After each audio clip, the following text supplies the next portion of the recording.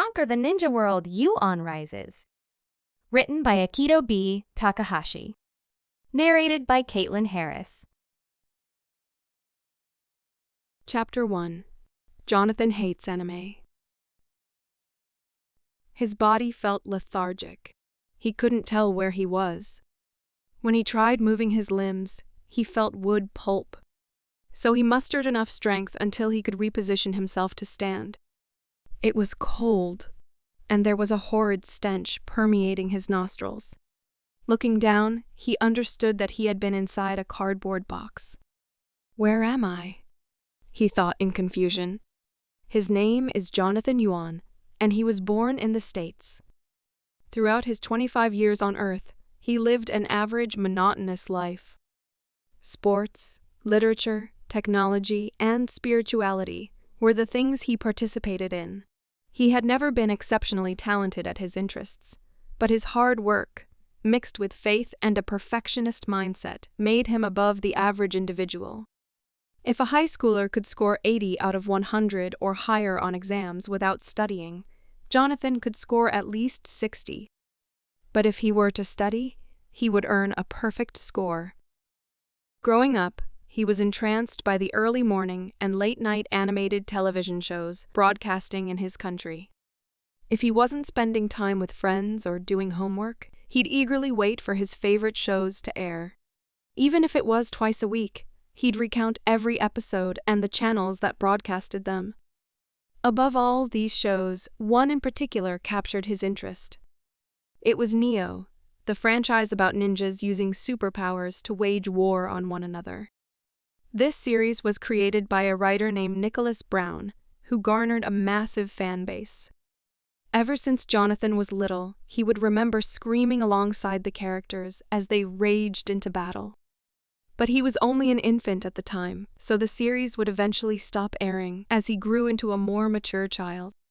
Neo would inevitably stick with him for years on end. It wasn't until one particular episode aired on a Saturday night that Jonathan truly anticipated what the series had to offer. That episode was when Neo Genesis, the main character of the series, first unleashed the power of the beast that resided inside of him. For the next 9 years, Jonathan kept up with the series, its books, its video games, and its novels. After some time, he'd forget the series existed entirely if it hadn't been for his peers watching it religiously. And like many who grew up and experienced change, Jonathan would soon despise not just Neo but Japanese animation in general. No one understood why he developed this sudden disposition. If someone were to ask him a simple question like, "What's your favorite anime?" he would respond that he hates anime. No one truly understood why he hated it, nor did they question it. No man could judge him for it either.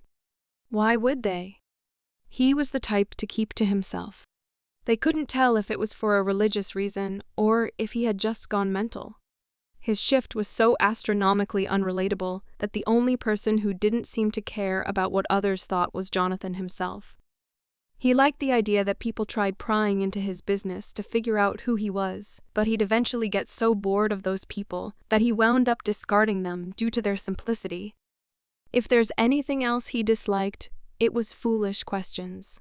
To him, if someone didn't understand or accept that he didn't like something that they did, he would look them straight in the eye and say, "You're really boring, you know." Despite how cold his behavior might seem, Jonathan wholeheartedly liked people. It was their iniquity and sin that he could barely tolerate. Over the years, even after Neo's manga officially ended, Jonathan focused on more practical things, like his major in psychology and strengthening his body. It wasn't until one night, after drinking a little wine with his friends, that he began to feel nauseous. He had always been able to handle his portions, but tonight he felt as though he was on the verge of passing out. "My guy, you're not looking so hot," said one of Jonathan's peers. Jonathan tried to produce words but couldn't focus enough to even utter a sound. The world around him slowly became blurry as his eyelids started to close. "He's having a stroke, dude." When everything finally went pitch black, the last thing he heard was his peer scream, "Yo, Call an ambulance. Walking out of a grotesque alleyway, Jonathan looked around lividly. What the heck happened last night? He questioned inwardly. The thought of him having a hangover was quickly denied since he wasn't the type to get drunk. Looking at his surroundings, he could tell it was early morning. What troubled him was that, when he darted to the ground, he noticed he was wearing slippers. Slippers like these weren't commonly worn in his country. And when he looked at his limbs, he noticed his stature had also severely decreased. The only logical explanation for all this was that he was having a lucid dream. As such, he decided to take a stroll as opposed to standing idle. Not even a couple of paces from that alleyway, and a sharp pain atop his head engulfed his senses. "Oh my gosh," screamed a woman. "Are you okay?" Jonathan heard the sound come from above, but his eyes were locked on the ground. All he could think of was the excruciating pain he felt in his head. What looked like a broken vase and soil were scattered across the pavement. Jonathan then looked up to see an unfamiliar woman covering her mouth in disbelief. "Excuse me, are you hurt anywhere?" someone questioned. He looked in the direction he heard the voice, and all the pain he felt came to a halt. A sudden euphoria engulfed his thoughts. It wasn't the fact that someone dropped a whole flower vase on his head. It was the notion of how real it felt. He became still as he understood that he was neither drunk nor dreaming. Before he could act, a strange liquid ran down his face. The person who asked if he was hurt approached him, saying, "You're bleeding." Pulling a rag out of a pouch near his leg, the man pressed it over Jonathan's bleeding area. He was much taller than Jonathan and had a comely expression on his face. "I know it stings, but I promise it'll help." Jonathan couldn't feel any pain at the moment. He was too awed by what he was experiencing to feel anything. "You can calm down," the man said. "I'll take you to the hospital and we'll call your parents." Not a moment later, Jonathan closed his eyes to gather all his thoughts. Hearing that word, parents, consumed him inside. Neither his friends nor his parents knew of his whereabouts. If anything, they probably thought he was dead. "What's your name?" the man asked. His voice was gentle and soothing, and he had no sense of malice or hate. Yet Jonathan slowly opened his eyes, raised his head, and answered in a lax tone, "Isn't it polite to introduce yourself first?" The man was taken aback at Jonathan's rudeness. Apologizing to him as if it were his fault, he said, "You're right. How silly of me. My name is Mateo Keegan." Jonathan was not the least bit surprised. Even though it had been years since he had heard that name, the grueling pain he felt earlier was real enough for him to understand things. How could he not know who was in front of him? Just his voice alone was enough for Jonathan to know who it was, as it was the same voice as that of the English actor on Earth. On top of all this, Mateo Keegan was the father of the ninja world's main character, Neo Genesis. Asking Mateo Keegan for his name was only to ensure his suspicions of having been transported to the ninja world were correct. Most people would either shudder in fear or start fanboying at the figure in front of them. But Jonathan was different. His expression remained solaced, but inside he was disgusted. "You should be taken to the hospital before that wound opens back up," urged Mateo. The woman who had mistakenly dropped the vase shouted apologetically, while Mateo tried to calm down her boisterousness. Without consent, he lifted Jonathan up with his forearms, and they both disappeared instantly from the scene. Before Jonathan knew it, he was lying on a stretcher inside a white room with hospital equipment nearby. Mateo was nowhere near him. All he could think of now was that of all the important characters in this world, the world of Neo, by chance he had met one of the most domineering ones. Though the character wasn't going to harm him if he didn't pose a threat, that didn't mean he wanted to associate with him. He was no longer a fan of the Neo franchise. He had long since stopped watching it and had built a stagnant wall against such blasphemy. Of all the Japanese anime franchises that existed on Earth, according to Jonathan, Neo and its successor, Neo Kai, were one of the worst of all time. How did I get here? Jonathan thought to himself. One could easily tell by looking at him that he didn't want to be here. Not this hospital room, not this world. He didn't want to be trapped in a place he hated so passionately. Despite knowing almost everything about it, he had a home, friends, family, and a life he was most pleased with. Why would he want to leave all that behind just to be part of someone else's fantasy? Looking out the window, the sun began to rise, bathing the room in its warm light.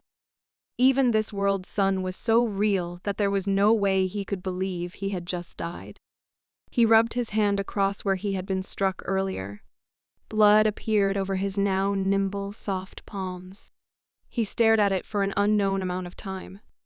Those who didn't know love couldn't bear to understand what he was feeling. A lot of people would be envious to take his place, drooling at the thought of living in a made-up world where they could have the opportunity to start all over and be somebody. But unlike most people, he enjoyed his life on Earth. If he knew of a way to go back, he'd take it in a heartbeat. On Earth, he felt alive. He felt he had a purpose. In this world, however, he had no reason to be here. How could someone who never understood life on Earth understand what someone like Jonathan felt? They could not. I'll do anything to get back, even if I have to slaughter everything here.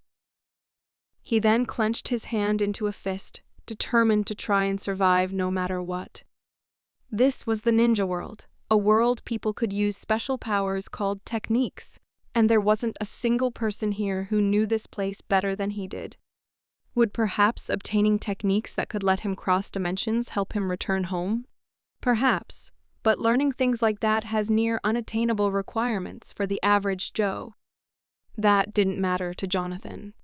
He believed he was in some version of hell, meaning that this world and its people were no different than walking corpses, pretending to be alive, and he was willing to do whatever it took to return. As the determination to survive, no matter the cost, was made, the door to his room opened.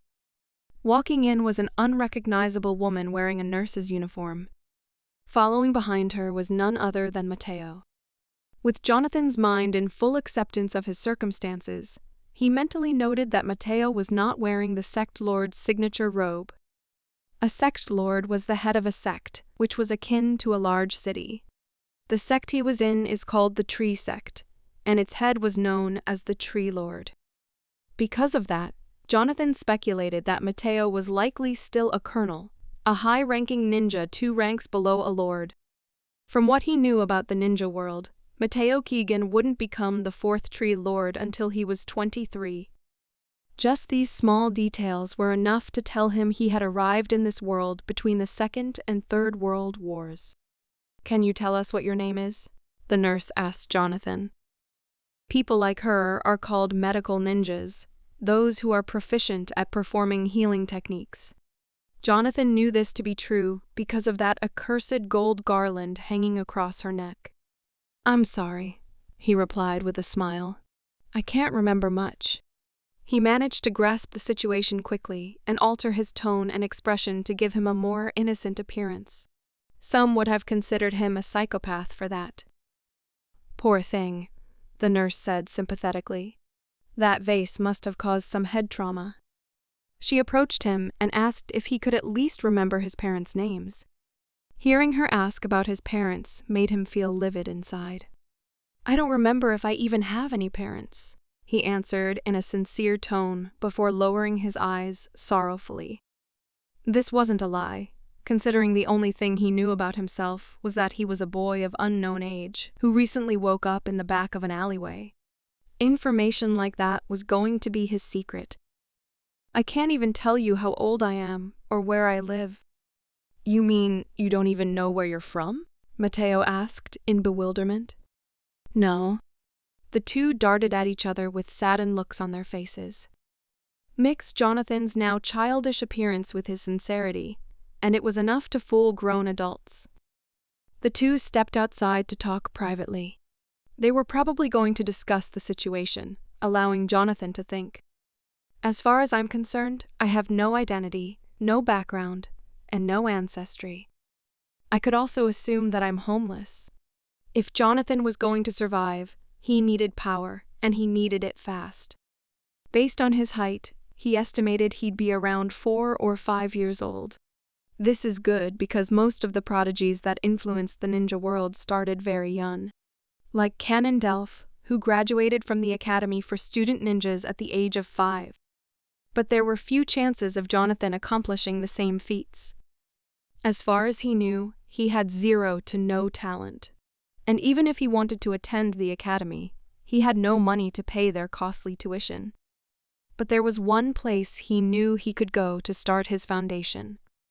The thought fueled his ambitions as he lifted up his eyes. The door to his room then cracked open. Mateo hadn't followed as the medical ninja walked in, hesitatingly saying, "I have some good news and some bad news." Wish to read along while you listen? Be sure to follow us on our social media platform for the latest news.